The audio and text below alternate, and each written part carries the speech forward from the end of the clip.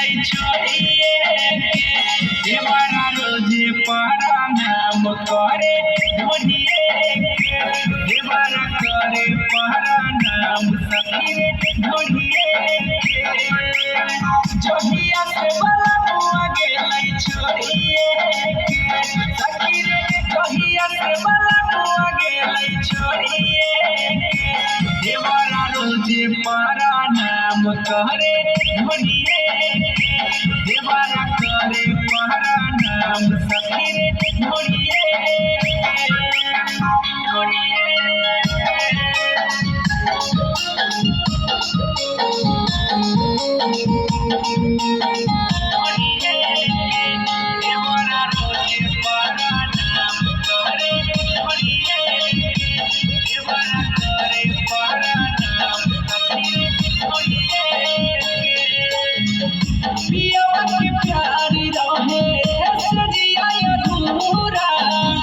भावे नहीं लाली वाले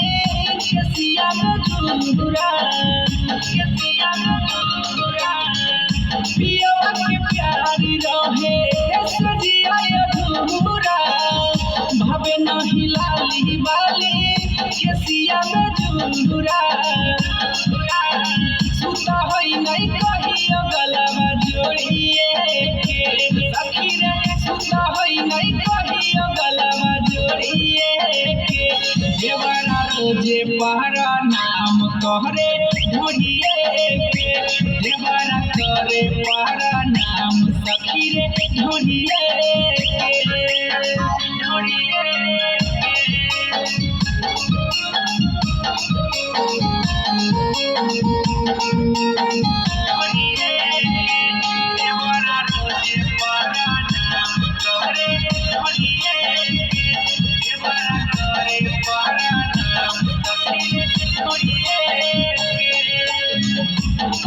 पियाजी के फोनवा पे हम है घरवा में रोकी देवरवा करे बड़ी तंग है कही के पियाजी के फोनवा पे हम है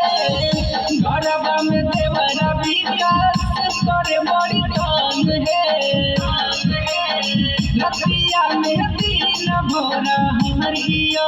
के सखी रे रतिया में दिन भोरा हरिया के देवरा रोजे प्रणाम करे ढोलिए देवरा करे प्रणाम सखी रे ढोलिए।